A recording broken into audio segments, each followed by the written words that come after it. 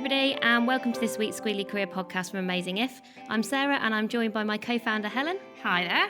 And before we start, a quick thank you to everyone who's been listening to the podcast so far. Lots of people have started sharing it with friends, family, people you work with, and we really appreciate it. And please do keep sharing with us any career conundrums, very hard to say, that you have. If you've got a challenge at work, something you're struggling with, it'll definitely be something that someone else has got the same problem or is in the same position. So please do tell us the things that you'd like us to talk about. And this week we're talking about curiosity. Yes, and curiosity, I think, is one of those things that's getting even more important. The more squiggly our careers get, the more changes there are, the more, being proactively curious can help you to navigate your career, because you will be exploring those opportunities and you can make choices about them and be more in control of them. So I really feel that curiosity is becoming a really important, almost super skill to have in your kind of skill set basket. And that is the topic that we're going to be going to do today. And it's really important to be a bit more conscious, I think, about curiosity. We're all creatures of habit, and that means that we tend to read the same things or watch the same things or talk to the same people. And cultivating your curiosity requires you to break some of those habits. And so today is all about telling you our experiences of curiosity and some of the things that we've done and how it's worked for us, and also giving you some tips and resources that can help you to sort of stimulate your curiosity too. And I was really prompted to think about this because I did some interviews probably 2 years ago now, and I asked everyone in these interviews, what do you do to stay up to date with what's going on in your world? So basically, how do you stay curious? And people really struggled to answer that question. And in hindsight, I don't blame. I remember at the time thinking, "Oh, that's not great," and like marking them down. But actually, in hindsight, it's because you have to really think about curiosity. It doesn't just happen. So it's something you have to practice and think about. But it's really worth it. The people who are the most curious are always really interesting. They're better able to cope with things like complexity and all the squiggliness that we talk about. And generally, it's great for your brain. And I was thinking about today's podcast, and usually I leave the cheesy quotes to Helen because it makes me laugh. But I found one for myself this week, which is Einstein, who famously said, "I've got no special talents. I'm just passionately curious." And I think that might sum up my career. I'm not sure, but I reckon that's actually all I do. Curiosity is one of your values. It's high up there. I can see why that would be an interview question for somebody in your team. Yeah, basically I make people be the same as me, which is the exact opposite of what you are meant to do. Whatever we should advise. So yeah, don't take that advice. So Helen, how do you stay curious? How do you nurture that curiosity that we're saying is so important that everyone should think about? I think one of the ways for me that I stay curious is I engage with lots of different things. It's almost like, it's kind of what we were saying about, I don't know how conscious it is. It probably is conscious now, but I am naturally attracted to different activities. I get bored easily. So I will have lots of side projects, and I will have a very diverse network, and I will go to random events where I know nothing about, and I'll start lots of courses, for example. So for me, that isn't because I go, I'm curious, what are the different things that I can do? I'm naturally energized and stimulated by doing lots of different things. But that means I also get to learn lots of different things, and I get to meet different people, and I get to work in different businesses. So I don't know whether I would call it curiosity, but it's sort of being stimulated by variety. But it essentially is curiosity, but my definition of it might be slightly different. But I find it very rewarding, very energizing. It gives me lots of ideas, and I think one of the biggest benefits for me in my career has been that as a result of that, I'm able to connect lots of different ideas to come up with new ideas. Yeah. So I can say, oh, I met that person, they're doing that thing over here, that could be really interesting in this business. Or, oh, have you ever thought of what was I talking about the other day? Biomimicry, which I know very little about, but I was talking about... I don't even know what that means. Anyway, it's about kind of plants and how, like, in buildings or in clothing, we might echo how plants look and like leaf designs. Anyway, I was connecting that to some business ideas. You completely lost me. So, but I guess the point is, I start reading something because it stimulates me, and the way that then I would say creates value for the businesses that I work in is that I can join the dots. And so all this random learning that I'll be doing in different people, different places, becomes something that is interesting for the business, because I find a way to mash it together to come up with ideas that other people might not have come up with. Yeah, and I think that's incredibly valuable in any job and in any career. So essentially what you've just talked about is taking yourself outside of your usual world. Absolutely. And I think I do something similar, but in probably a slightly more random way. And I actually call it random acts of curiosity, because I do find that I'm naturally curious within kind of the scope of the things that I work on. But very occasionally, I like to do something that feels really far removed from anything that I do, any side project that I do, any work that I do. And those things sometimes are brilliantly interesting. Sometimes I sit there and think, I don't know why I'm here. Example. I want to hear some of these things. Well, one of the best ones I ever did was there's a company called Dark Angels that do writing courses.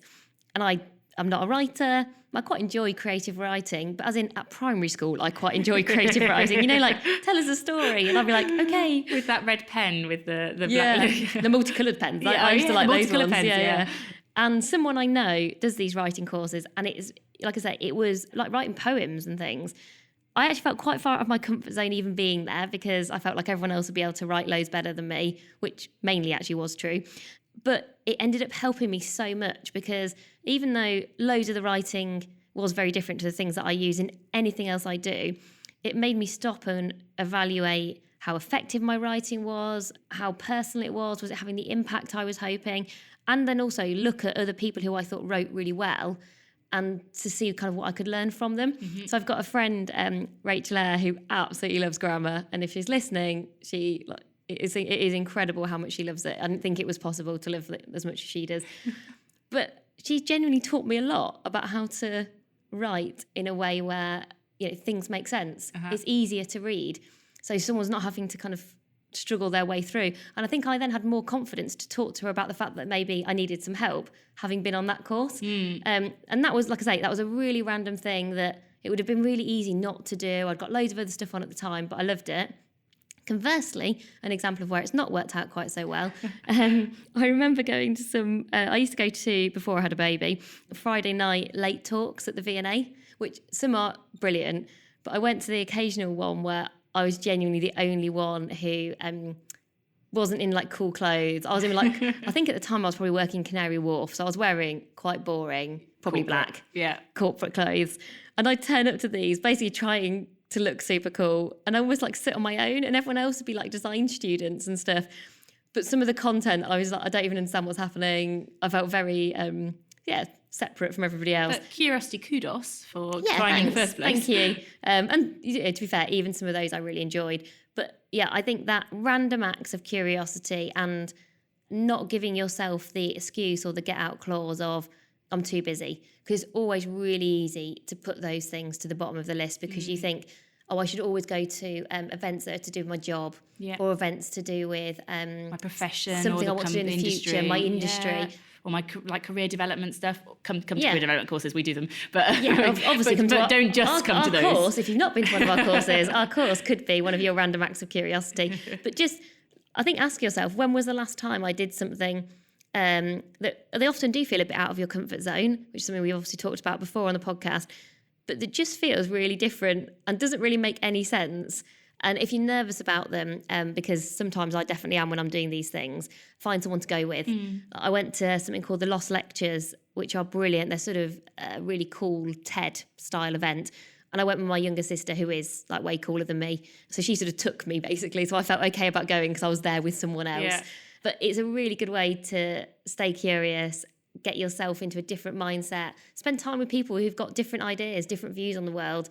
And back to your point, you then just have new perspectives and think a bit differently. I think as well, there's a cheesy quote time. There's something about be interested and then be interesting. Like when you're interested in other things and you kind of absorb that, and then you end up talking about that with other people and telling people what you've done, you inadvertently become more interesting because of it. I think that's another benefit of being actively curious and also sharing that curiosity with other people. I think one of the other ways that I think I am curious, and again I'd probably say it's inquisitive. This word curiosity, I definitely think curiosity is important, but for me I'd say what I naturally am is inquisitive, and I ask a lot of questions. Not as many as my husband. My husband asks lots of questions, so he does sort of... Crikey, between the two of you. I know, can you imagine our children? Like Jeremy Passman's question.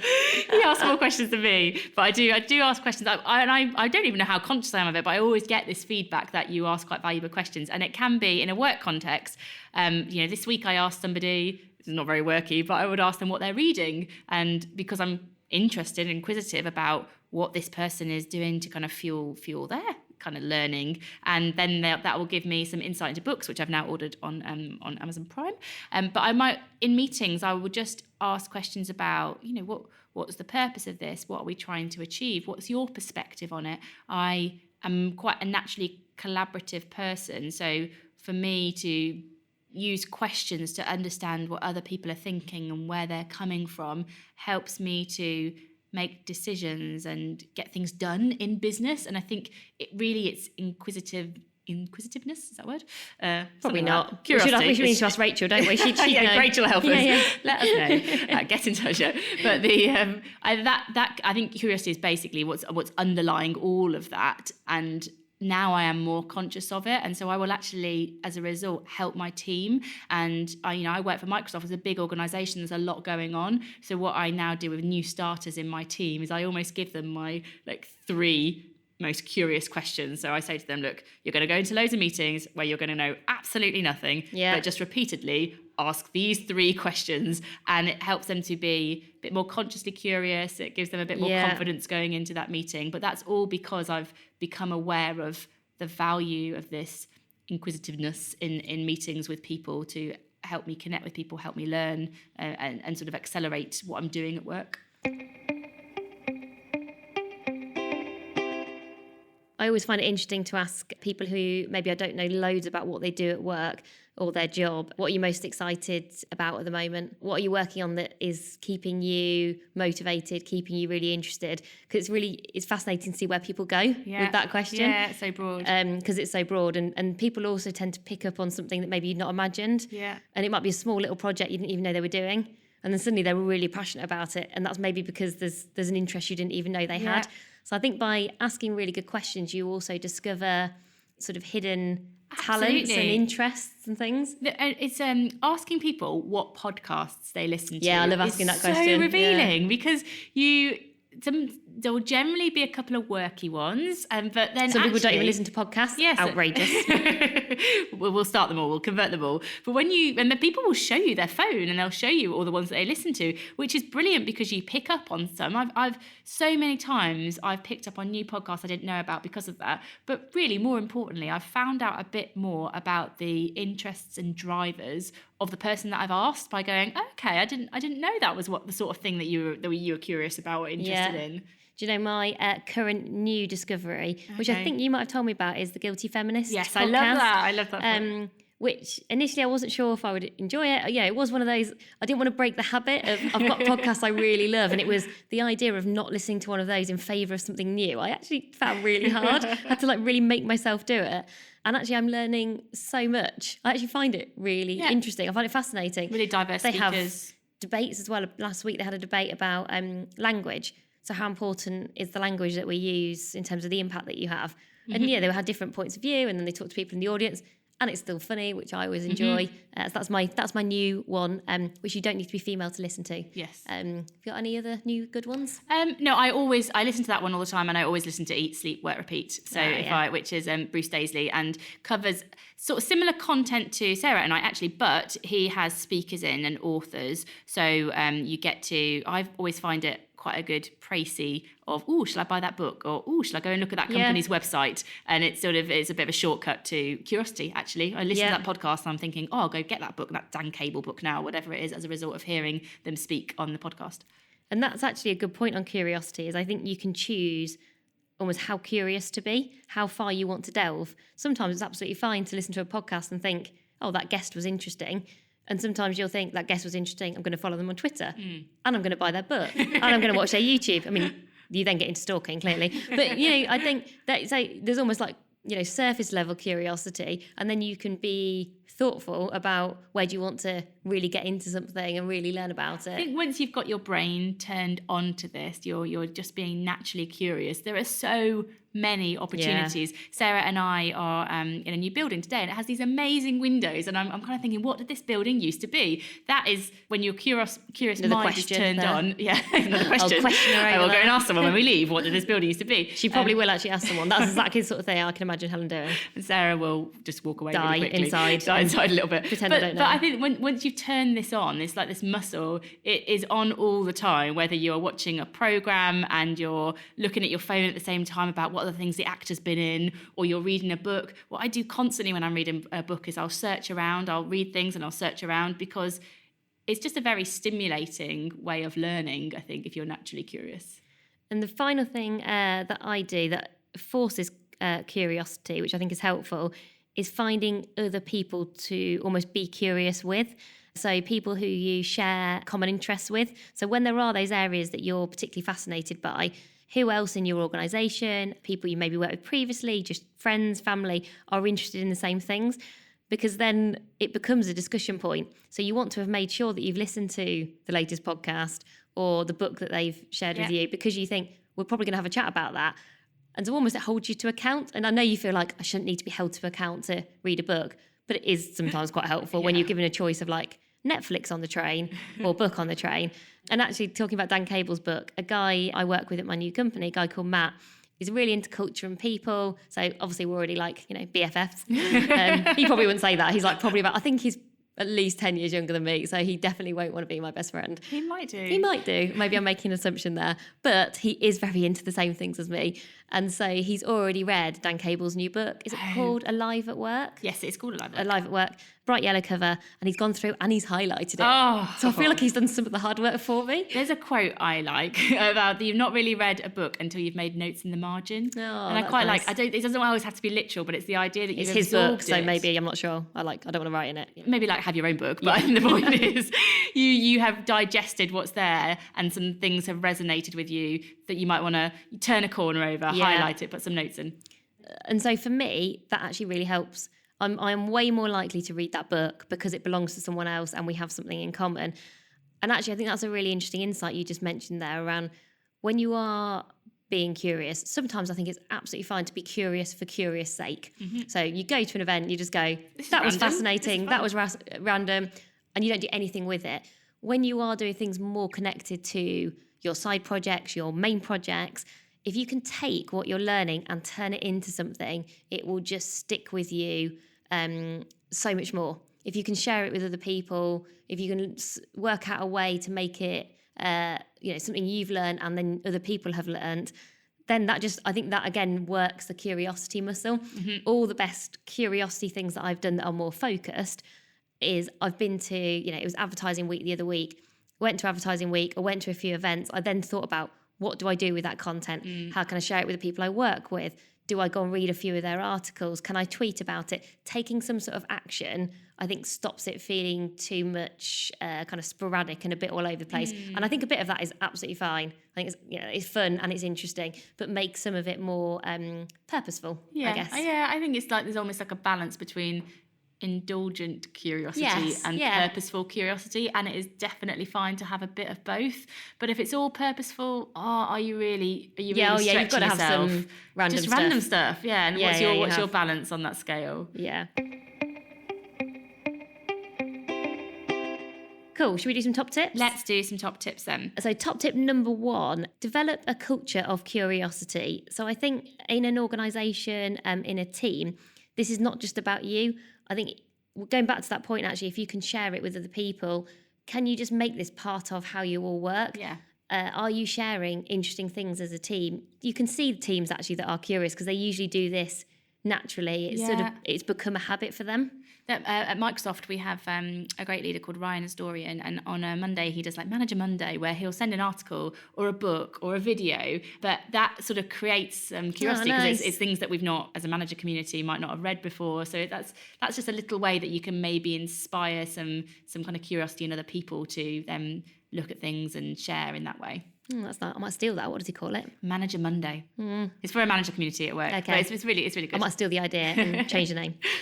Number 2, value curiosity. I was actually saying to Helen before we recorded the podcast, somebody I worked for once said to me that they thought being curious was one of my strengths. And I was really dismissive and actually a bit disappointed. I remember thinking, that's not a real thing. That doesn't feel very valuable in the corporate workplace that I'm in. But when I actually stopped and thought about it, I think it is something where it's quite rare. Because, we've talked about it. You have to actually foster it and work quite hard at it and practice it and dedicate time to it. So value it for yourself. And then if you spot it in other people, make sure, do what that manager did for me, recognise it, reward it, and encourage it, because then you're just everybody will benefit, I think. Well, you become the hub of that culture of curiosity as well. You're like the enabler of that, so it's very powerful. I think if a manager can spot it and encourage it. Yeah. Well, then suddenly I just felt some of the things that I probably even felt at that time were a bit random that actually were probably quite useful. I felt like that suddenly had a value, and then I felt like I suddenly had permission to do more of it. Yeah. And then actually, by doing that, I was probably adding even more value. So it was so helpful for me. So if you see that in other people, say well done and encourage people to do it more. Yeah. Last one, read, watch or listen to at least one new thing every month. So this sounds very practical because it is. I always reflect on, at the end of every month, have I read something that I'd not read before? Have I watched something different? Have I listened to something different? And again, it just prompts me to think, I should listen to that Guilty Feminist podcast because I've not listened to a new podcast for quite a long time. So I just have a little reminder in my iCalendar at the end of every month. It literally says, what have you read, what should I listen to that was different this month? And if I didn't do it, I don't think I'd always remember to do it. I didn't know that you did that. Yeah. That's very, very practicing curiosity. I like it. Yeah. It's like you say, it sounds almost a bit, well, it is forced. Yeah. But I'm not apologetic about that because I think we're all busy in the squiggliness. Sometimes you've got to, I suppose it's me holding myself to account for staying curious. Yeah, and also you've reaped the rewards of that, so you want to keep doing it in terms of how it inspires other people. Yep. So some resources then. Yeah, some things if you're kind of interested in this, you're curious to learn more about curiosity, where do you go next? There's a really interesting like little profiler. It's called the Curiosity Profile on Harvard Business Review. If you search for that, it's a little test that you take. I think it's actually called the Curiosity Assessment. If that's helpful. Yeah, it's a very Harvard word, isn't it? The Curiosity Assessment. Assess you're going. It's a profiler, but it takes you, I don't know, less than 5 minutes to fill in some questions, and it will give you what your curiosity profile is, which is just quite interesting to know. How do you learn? What kind of curious person are you? There is a book as well. I read this a while ago. That you've kind of recommended it today. It was Steal Like an Artist. From Austin Kleon? Yeah, Kleon. I think that's how you say his surname. We'll tweet some of these things so you can see them. But yeah, what I really like about that book, it's quite an illustrated book. It's quite a creative book, and it's full of lots of very small sort of behaviour changes and hints and tips that you can make day in, day out, that helps you to do a lot of that stuff that Helen was talking about in terms of connecting things in new ways. Yeah, and the last one is about seeking out curious people and following them in different places on Twitter and just setting yourself. I always set up myself for alerts for people because you end up following so many people in Instagram or Twitter, and you can on Twitter in particular you can create lists. So I find that quite a good way of I don't having. Do that. Yeah. The only problem with that is if you call them like interesting people and it says like Sarah Ellis has been added to the interesting people list. So sometimes so everyone can see that. Well, it says that you've been added to a list. So sometimes I've been added to a list and it says something like, I don't know, nice people in marketing, and I'm thinking that's a really random list to be added to. So just be aware that I think people do see what list you've added them to. But you can also a slightly more subtle thing is to set yourself up for automatic notifications. So if you've got somebody you think, wow, you tweet some really interesting things. So let's take us, for example. If you find what we do interesting, you can go on Twitter @amazing_if. You can sign up for notifications. And every time we share something on Twitter, which is generally articles or things that we read, you will get a notification about it. So it's maybe that's one thing that you do. Every month you follow another person and set yourself up with notifications so you get that kind of stimulation. But just one thing before we close off, it would be really good to get some feedback from the listeners, I think, about how best to share these resources with you.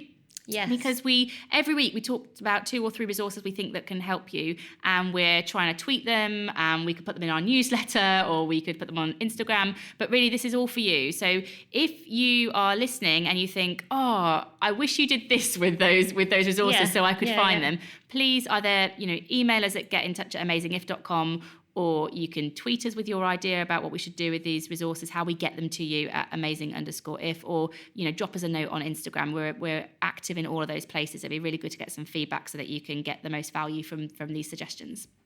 Great stuff. So have fun being more curious, and let us know if you have any great ideas or things that you discover in the process. Next week, we're going to actually talk about a topic that one of our listeners has asked us to discuss, which was Emma Hopkins, who I think works at Diageo. I believe so, yes. So she's asked us to have a chat about strengths, so how to discover what you're great at, how to use those strengths more, how to make sure other people know what you're brilliant at. One of the things that I think we're both really passionate about strengths, so I'm looking forward to talking about this next week. In the meantime, as ever, thank you so much for listening, and we'll see you next week. Bye for now. Bye.